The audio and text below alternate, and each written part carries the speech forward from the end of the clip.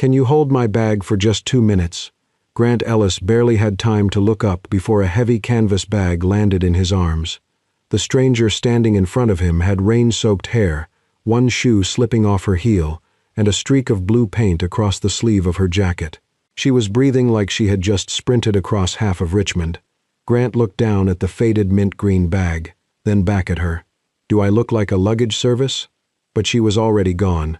She had spotted an elderly woman stumbling beside the ticket machines. Before the woman could hit the floor, the girl rushed forward and caught her beneath the arms. "Someone call for help," she shouted. Passengers gathered around. A station employee pushed through the crowd, while another called emergency services. Grant remained where he was, still holding the bag. 10 minutes passed. Then 30. He considered leaving it with station security, but the bag contained a phone that kept vibrating, a sketchbook sticking out of the top, and what appeared to be a child's sock tied around one strap. Nothing about it suggested a person who had planned ahead. When the paramedics finally arrived, Grant moved closer. Through the crowd, he saw the girl speaking quickly to them, pointing toward the elderly woman and answering questions. Then, before Grant could reach her, she climbed into the ambulance.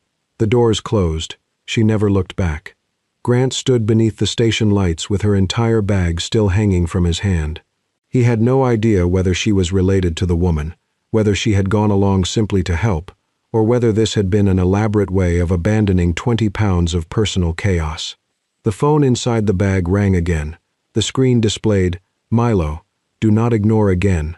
Grant stared at it, then answered. "Naomi?" a boy's voice said immediately. "Where are you?"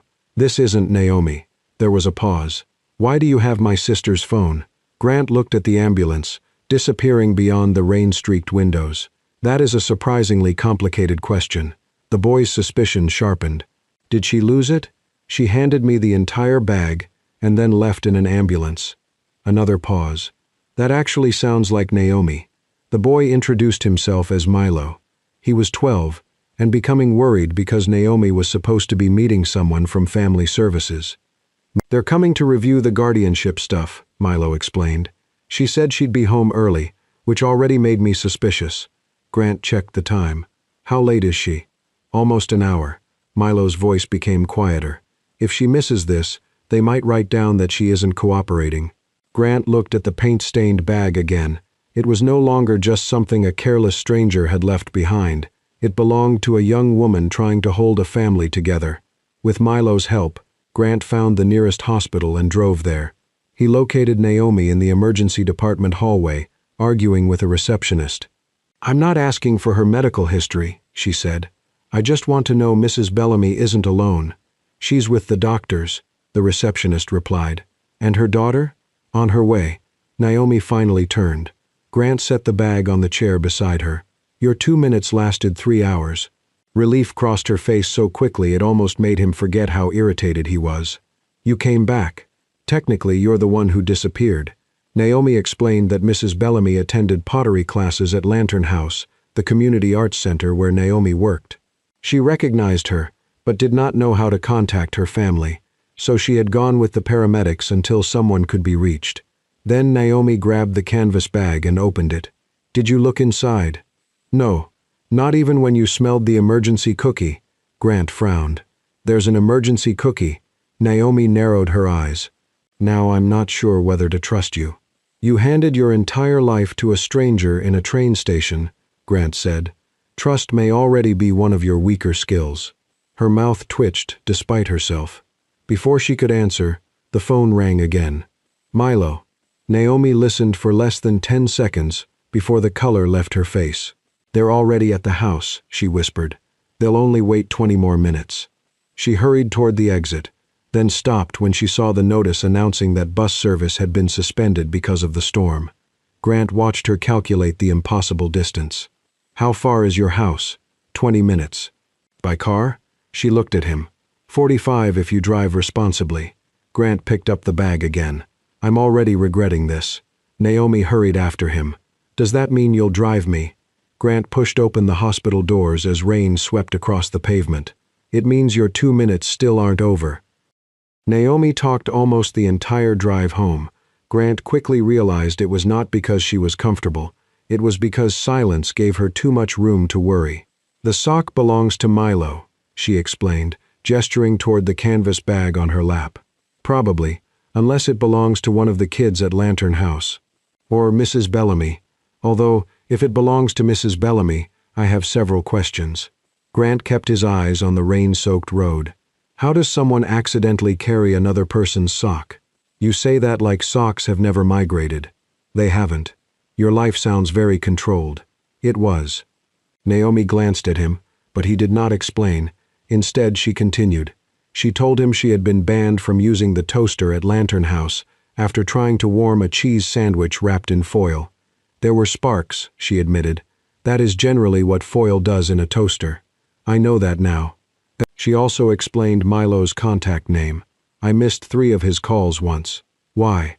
"I was working." "All 3 times?" "The first 2. The third time I was looking for my phone."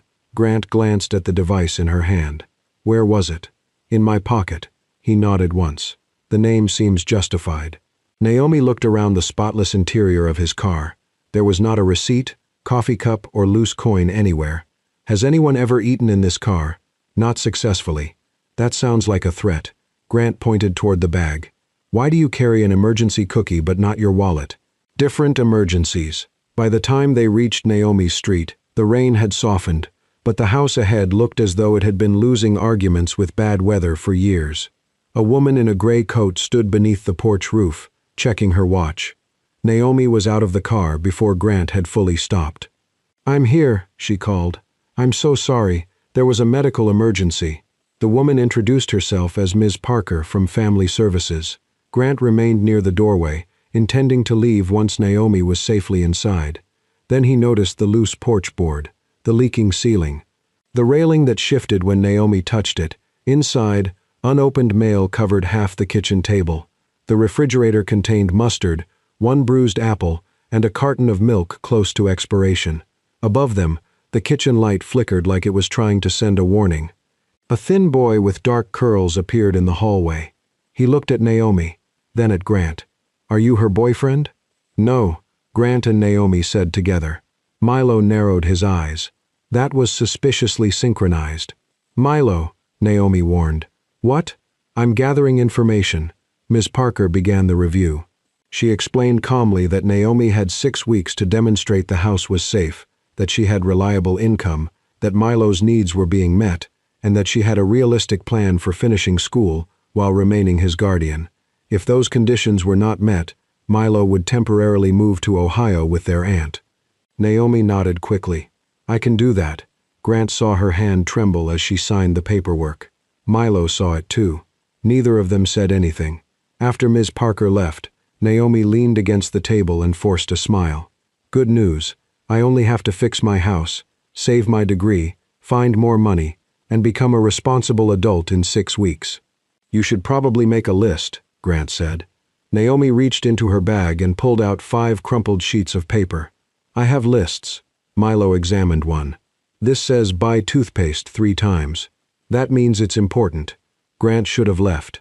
Instead, he watched Naomi wrap silver duct tape around the loose railing.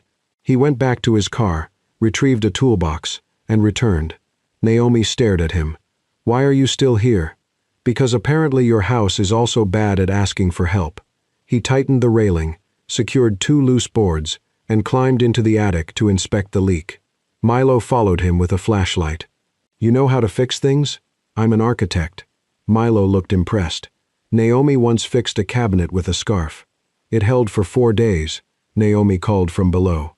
While clearing space on the kitchen table, Grant found an open envelope beneath the pile of mail. Inside was a redevelopment map. Naomi's house sat inside a red boundary line. So did Lantern House. At the bottom of the page was the logo of Vale Urban Development, Grant's company. He recognized the project immediately. Richard Vale had mentioned assigning him a major neighborhood redevelopment the following week. Grant looked toward Naomi, who was laughing as Milo tried to explain why duct tape was not a building material. She had no idea the company Grant worked for might soon destroy the 2 places holding her life together. He folded the map and returned it to the envelope. For the first time that evening, Grant chose not to tell the truth. Grant told himself he was only coming back to finish the repairs. The first visit was because one of Naomi's windows refused to close. The second was because the front porch roof leaked whenever it rained. The third was because Milo's bicycle chain snapped on the morning of science club, and Grant happened to be driving by. Or so he claimed. The fourth visit was because Naomi needed someone to look over her illustration portfolio. The fifth was because Lantern House wanted an architect to inspect a crack running along one of the old brick walls. Somewhere between fixing broken hinges and measuring ceilings, stopping by the little house on Maple Street quietly became part of Grant's week. Naomi noticed something else. He was never late, not once. If he said 3 o'clock, his truck rolled into the driveway at exactly 3. She folded her arms as he checked his watch before walking inside Lantern House. "Do you schedule your emotions too?" Grant didn't even look up. "Only the inconvenient ones," she laughed. "I knew it." "You knew what?" "That somewhere in your phone there's probably an alarm called Feel Something. 3:30 sharp." He almost smiled. 4 o'clock. See? Worse. Lantern House slowly became familiar to Grant. Children painted messy landscapes. Mrs. Bellamy returned after recovering from her hospital visit, insisting everyone stop treating her like fragile glass. Naomi floated from room to room carrying paintbrushes, snacks, homework, forgotten backpacks, and occasionally someone else's shoes. She somehow remembered every child's favorite color, but forgot where she left her own phone at least twice a day. Grant had never met someone whose life looked so chaotic, yet somehow kept everyone else standing. One evening Naomi insisted on cooking dinner to thank him. "It's homemade," she announced proudly. Milo looked worried. Grant noticed. "Should I be concerned?" "I'd recommend staying flexible." Naomi placed a frozen lasagna into the oven. 25 minutes later, thick smoke drifted through the kitchen. The smoke detector screamed. Naomi opened the oven. The lasagna resembled a construction material. "I think I accidentally used the broiler." "You think?" Grant asked. Milo calmly opened a cupboard and placed a cereal box on the table. "This is our backup chef," Grant sighed. "I'll cook." Naomi leaned against the counter while he chopped vegetables with precise movements. "You can cook?" "I can follow instructions." She watched him measure ingredients without guessing. "That explains why we're fundamentally incompatible. I've begun to suspect that." Dinner turned out surprisingly good. Even Naomi admitted it. "This tastes responsible." "I'll take that as a compliment." It wasn't meant as one. It still counts. Later that evening, Naomi spread several sketchbooks across the dining table. "I suppose you've earned permission." "Permission for what?" "To see why my bag weighs as much as a small elephant." Grant carefully opened the first sketchbook. Every page felt alive. Children laughing during art class, Mrs. Bellamy shaping clay with flower-covered hands, Milo asleep over a science textbook, their weathered little house glowing under strings of porch lights. Then, Grant stopped turning pages. There he was, sitting alone inside Bluebird Coffee. Another sketch, same cafe. Different day, again and again. He slowly looked up. "You've been drawing me." Naomi suddenly found the ceiling fascinating. Not in a creepy way. "There are at least 7 drawings. I can explain.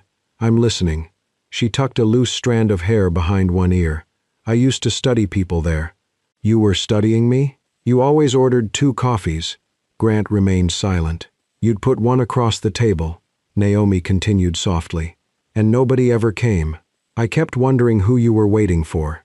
Grant stared at the sketches for several long seconds. Finally, he closed the book. "I wasn't waiting." "No, I was remembering." The room grew quiet. Her name was Vanessa. Naomi didn't interrupt. "We were engaged." He looked toward the kitchen window instead of at her. "We had a wedding date. A house. Furniture picked out. I even designed the place we'd planned to live." His voice remained calm.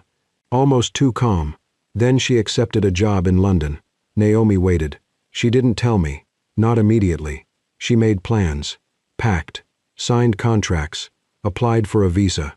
While we were choosing wedding invitations." Grant let out a quiet breath.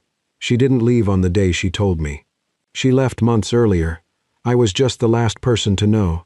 Naomi understood. Grant wasn't afraid of being abandoned.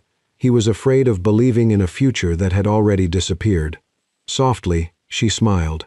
"For what it's worth, I really did plan to come back after 2 minutes." Grant looked at her. Your planning remains deeply concerning. She laughed. So I've been told. A few evenings later, volunteers stayed late cleaning Lantern House after an art workshop. By the time everyone left, only Grant and Naomi remained. Paint jars lined the tables. The old building was unusually quiet. Naomi was wiping blue paint from a window when Grant noticed a streak of green across her cheek. Without thinking, he stepped closer. You missed a spot, she frowned. Where? He reached up. His thumb gently brushed the paint away. Naomi froze. For perhaps the first time since they'd met. She had nothing to say. Their eyes met. The distance between them slowly disappeared. Grant leaned in. Naomi did too. The world felt impossibly still. The lights suddenly flashed on. I need help with fractions. Milo stood in the doorway holding a math workbook. He looked from Grant to Naomi, back to Grant. But apparently timing is also difficult. Naomi covered her face with both hands. Grant stepped back, clearing his throat. Nobody mentioned the almost kiss. Nobody had to. Everything between them had changed. The following morning, Grant was summoned to Richard Vale's office. Richard slid a thick project file across the polished conference table. I've decided to put you in charge. Grant opened the folder. Jackson Ward redevelopment. His stomach tightened. Detailed maps covered the pages. Apartment towers, retail space, parking structures, demolition zones. One red outline surrounded two addresses he knew by heart. Lantern House Arts Center, Naomi's home. Richard smiled. If you deliver this project on schedule, you'll become the youngest partner this company has ever promoted. Grant remained silent. Richard's smile faded into something more serious. The announcement is next month. Until then, he tapped the folder. This project stays confidential. Grant closed the file. For the first time in years, the career he had spent a decade building and the people he had only just begun to care about were standing on opposite sides of the same blueprint. Grant accepted the promotion, not because he wanted the title, because he believed it was the only way to save what mattered. On his first day as lead architect, he walked into Richard Vale's office, carrying 3 revised proposals. The apartment complex can be shifted 2 blocks east, Grant explained, spreading new drawings across the table. Lantern House can remain. We can preserve the older residential street and still meet the city's housing targets. Richard barely glanced at the plans. No. Grant tried again. What if we reduce the parking structure? No. We could restore several historic buildings instead of demolishing. Richard pushed the drawings back toward him. We are building the future, Grant. We're not running a museum. The city approved this project because it's efficient. I hired you to execute it, not redesign it. Grant left the office with every proposal rejected. Still, he convinced himself there was time. If he kept working from the inside, maybe he could find another solution before the public announcement. If Naomi never had to experience the fear, then perhaps the lie would never matter. It was the same mistake he had made after Vanessa left, trying to solve everything alone before anyone else could be hurt. Only this time, the person he was trying to protect was the very person he was hiding the truth from. Outside the office, life with Naomi continued as if nothing had changed. She dragged him to an evening figure drawing class at Lantern House. I need moral support. I know nothing about drawing. Exactly. Your confidence level is perfect. Grant studied the model carefully before making his first sketch. When class ended, Naomi looked over his shoulder. You drew me. I did. She stared at the page. You made me look like a chair. Grant frowned. A chair. A chair with hair. I was focusing on posture. You accidentally invented furniture. For the first time in days, Grant laughed without forcing it. They spent another afternoon helping Milo build a bridge for the regional science competition. Grant measured every beam twice. Naomi glued 2 pieces backward. Milo sighed dramatically. I love both of you. But for completely different engineering reasons. Another evening, rain trapped them downtown after grabbing coffee. Naomi searched her bag. No umbrella. Grant wasn't surprised. She pulled out the canvas bag instead. It'll work. It absolutely won't. She threw it over both their heads anyway. The bag was far too small. Half their shoulders remained soaked. They laughed the entire walk back to the truck. Grant hadn't laughed in the rain since before Vanessa. As Naomi's final portfolio deadline approached, they spent long nights at her dining table. Grant reviewed presentation layouts. Naomi adjusted illustrations. Milo occasionally wandered through the room to announce completely unnecessary observations. "You two are flirting with remarkable administrative efficiency." Neither of them answered. Near midnight, Naomi finally fell asleep with a pencil still in her hand. Grant quietly removed it before it rolled onto the floor. He folded his jacket and placed it over her shoulders. She smiled in her sleep without waking. For several minutes, Grant simply watched her. Then he looked toward Milo, who was pretending to read while secretly observing everything. Milo spoke without lifting his eyes. "You know she's pretending to be stronger than she is." "I know. Just don't disappear." Grant couldn't answer, because the secret sitting inside his briefcase already felt like the first step toward doing exactly that.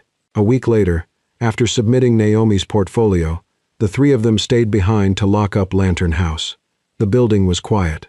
For once, there were no children running through the hallways, no pottery wheels spinning, no paintbrushes clattering into sinks, just silence. Grant handed Naomi the spare key she had asked him to keep while she organized supplies. She smiled. "Congratulations." "For what?" "You officially became someone I trust with keys. I wasn't aware there were levels." "There are." "What comes after keys?" She stepped closer. "I'll let you know."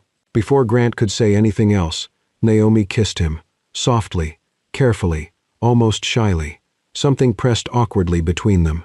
She pulled back and laughed. The canvas bag, still hanging across her shoulder. "This bag has terrible timing." Grant smiled. "It takes after its owner." She rolled her eyes, moved the bag aside, and kissed him again. This time, nothing interrupted them.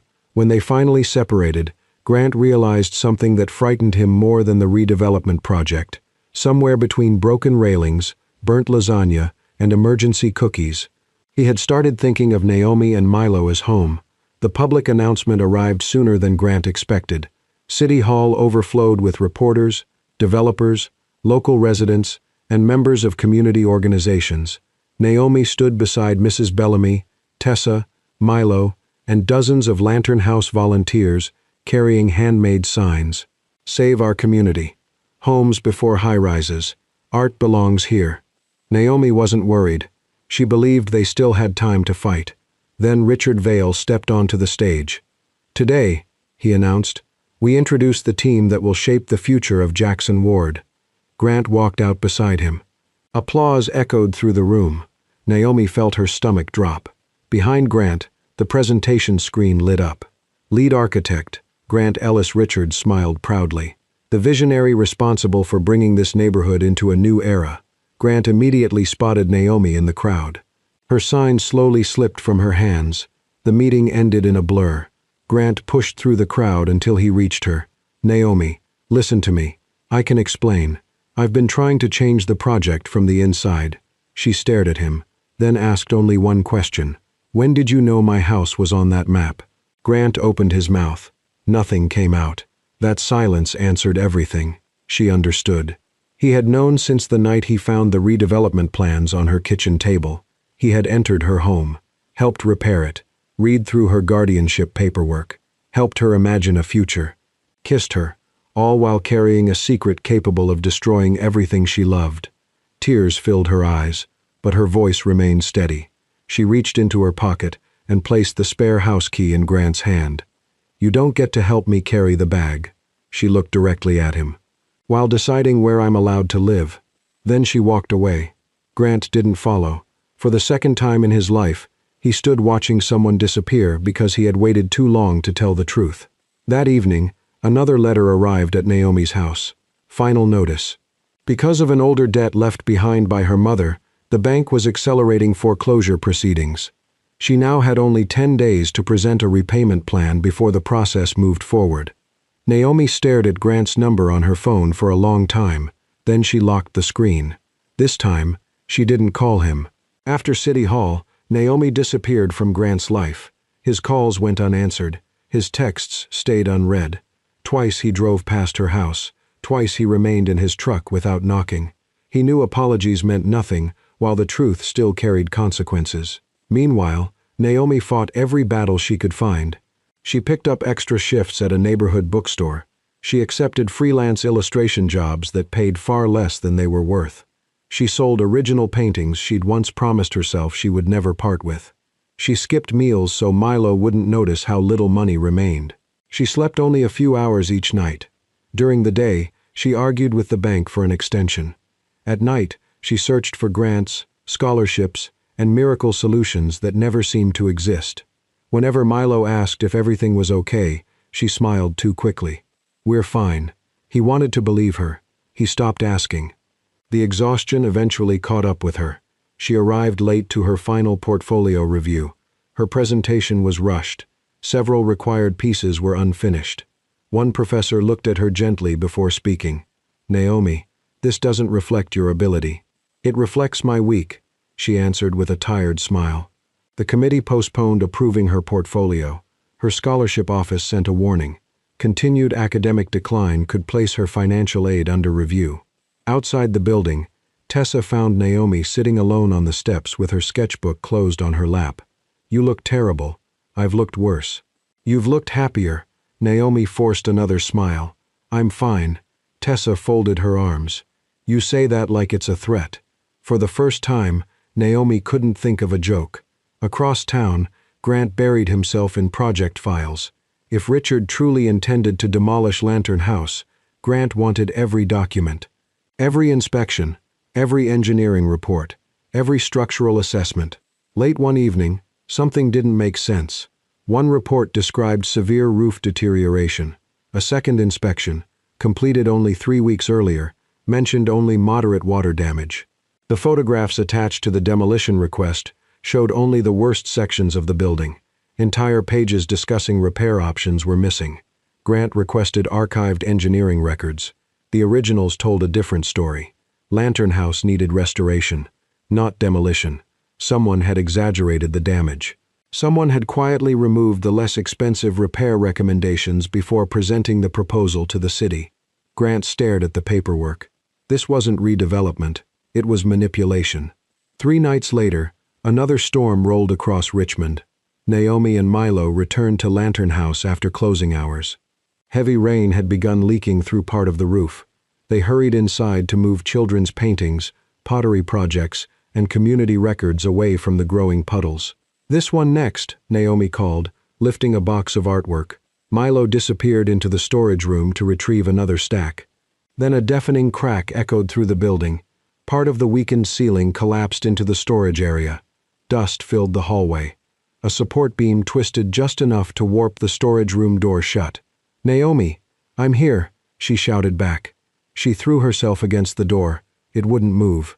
"Milo, are you hurt?" "I'm okay. I'm just stuck." Naomi grabbed broken boards with her bare hands, trying desperately to free the doorway. Splinters tore across her palms.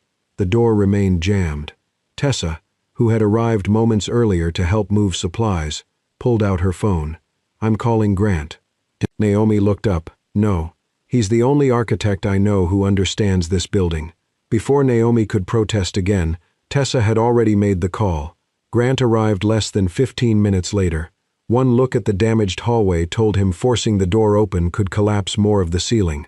"Don't touch anything," he said calmly. He studied the original floor plans he had photographed weeks earlier during his inspection. There should be an access passage behind the pottery room.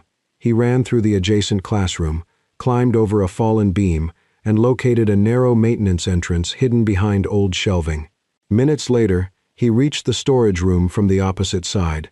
"You still okay, Milo?" "I've had better Tuesdays." Grant smiled despite everything. "Come on." He guided Milo safely back through the maintenance corridor. Apart from a few bruises and a great story for science club, Milo was unharmed. The moment Naomi saw her brother, she wrapped him in the tightest hug she'd ever given him. Only after she knew he was safe did she finally look around. The roof, the broken walls, the soaked paintings, years of memories covered in plaster dust. Something inside her quietly gave way. She sank onto the hallway floor. "I promised my mother I would keep Milo safe." Her voice cracked. "I promised I would keep this place alive." She buried her face in her hands. "I keep promising things I can't do." Grant sat beside her. He didn't tell her everything would be okay, because he wasn't sure it would. Instead, he said quietly, "You don't have to be fine tonight." For the first time since they'd met, Naomi cried, not because she had failed, because she was finally too tired to pretend she hadn't. The following morning, Grant walked into Richard Vale's office, carrying every original engineering report. "I know what was removed." Richard barely looked surprised. "You went digging. You falsified the recommendation. I presented the version that served the project. You manipulated public safety. I made a business decision." Grant placed the files on Richard's desk. "I'm giving these to the city." Richard stood. "If you do that, you'll lose this job." Grant said nothing. "You'll never become partner." Silence. "No major commercial firm will touch you." Still silence. "You may even end up in court." Finally Grant answered, "You're throwing away my future." Richard shook his head. "No." Grant met his eyes. "I'm refusing to build my future on someone else's loss." Within days, the city suspended the redevelopment project, pending an independent investigation. News spread quickly. So did the consequences. Grant Ellis was terminated from Vale Urban Development, effective immediately. His office key stopped working before sunset. The investigation might save Lantern House, but it couldn't erase Naomi's mortgage debt. That evening, Naomi quietly packed one of Milo's suitcases. Ohio, her aunt's house.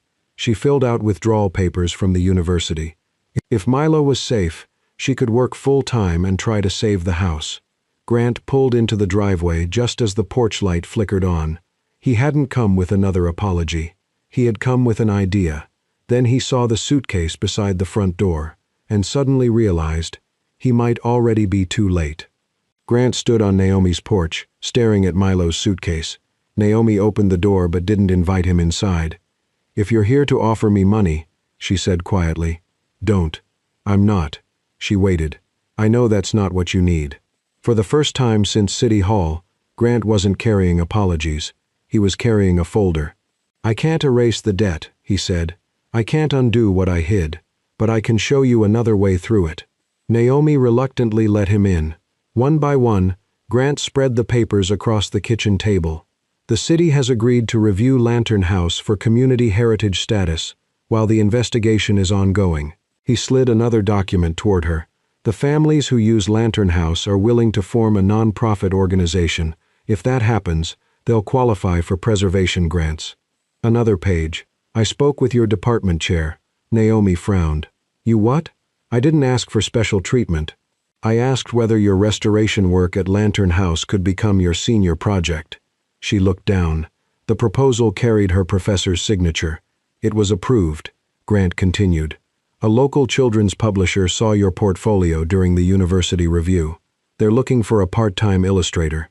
Naomi blinked. "I didn't know." "You weren't supposed to." He smiled faintly. "They wanted to contact you after finals." He placed the final document on the table.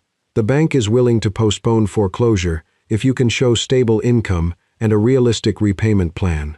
Naomi looked at him. "So, what's your part in all of this?" Grant hesitated. "I'll volunteer as the architect. No salary, no ownership. I'll design the restoration for the lowest possible cost. I'm not here to save everything. I'm just trying to make sure you have a chance to save it." Silence settled over the room. For the first time in weeks, Naomi saw what Grant was really offering. Not rescue, opportunity. The decision was still hers. 2 days later, Lantern House filled with more people than Naomi had ever seen.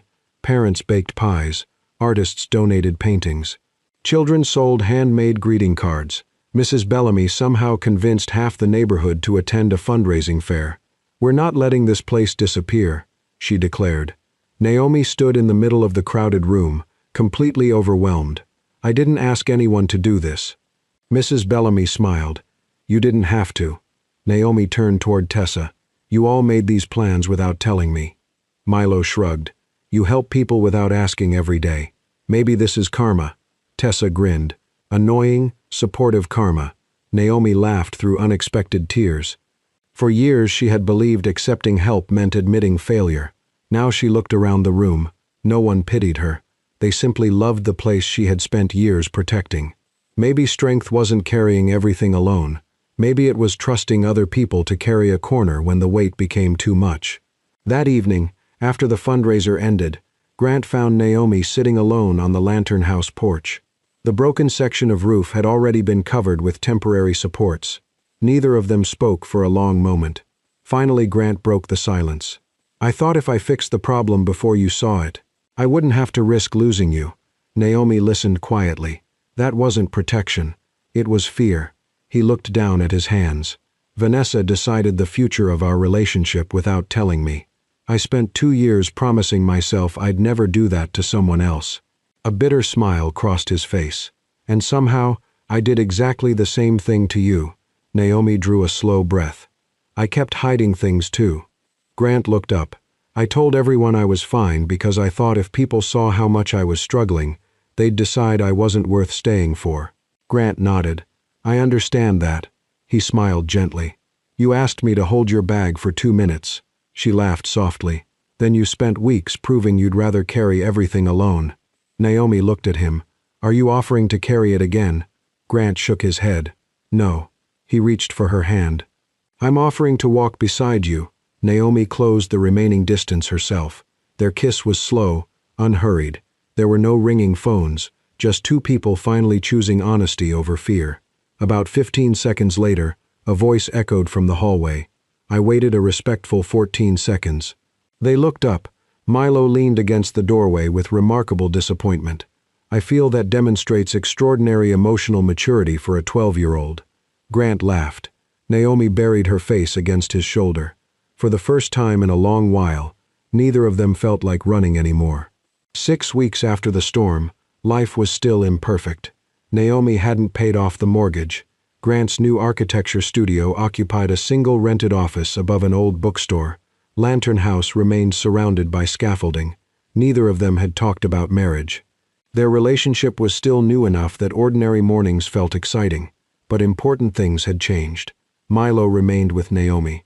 Her scholarship had been restored after her Lantern House restoration project received the department's highest evaluation.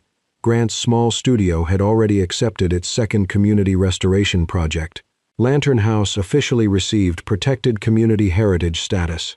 Mrs. Bellamy restarted her pottery class in a temporary room across the street, and Naomi had been invited to meet a children's publisher in New York. Her graduation exhibition filled the university gallery.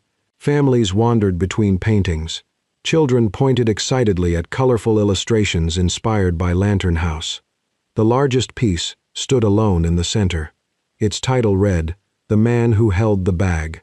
The painting showed Grant standing in the train station with Naomi's worn canvas bag hanging from one hand. But unlike real life, the woman in the painting wasn't running away, she was turning back. Grant studied it for a long time. "You made me look taller." Naomi smiled. "Art requires imagination." He pointed toward the painting. "You also removed the coffee stain from my shirt. That was artistic mercy. I appreciate your generosity." A few days later, they returned to Main Street Station. Just ordinary travelers beginning ordinary journeys. Naomi handed Grant the familiar canvas bag. "Can you hold my bag for just 2 minutes?" Grant narrowed his eyes immediately. That sentence has historically caused problems. She laughed and opened the bag. Instead of paperwork, she pulled out 2 train tickets. New York. One for her, one for him. "The publisher wants to meet me." Grant smiled. "That's incredible." Naomi looked at him carefully. "I'm not asking you to rescue me. I'm asking if you want to come." Grant studied the ticket for a moment. "How long is the trip?" Naomi smiled. "Longer than 2 minutes." Grant slipped the canvas bag over his shoulder. "Good. I'm getting used to carrying it." Naomi gently corrected him. "Sharing it." He met her eyes. Sharing it. Together they stepped onto the train. Only 2 people who had spent years fearing they would be left behind, finally choosing the same destination. As the train pulled away from the platform, Naomi rested her head against Grant's shoulder. The canvas bag sat quietly between them. Grant placed one hand on its worn strap. Naomi covered his hand with hers. Neither of them had to carry it alone anymore. She had asked him to hold her bag for 2 minutes. Neither of them knew she was really asking whether he could stay a little longer. Sometimes, the strongest people aren't the ones who carry everything alone.